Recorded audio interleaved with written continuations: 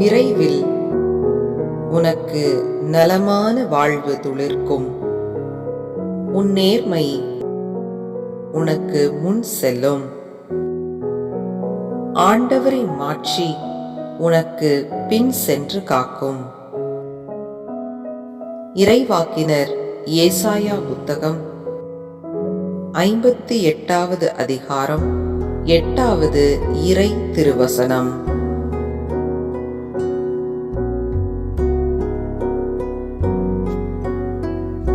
விரைவில் உனக்கு நலமான வாழ்வு துளிர்க்கும்.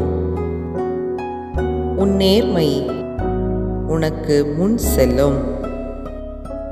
ஆண்டவரின் மாட்சி உனக்கு பின் சென்று காக்கும்.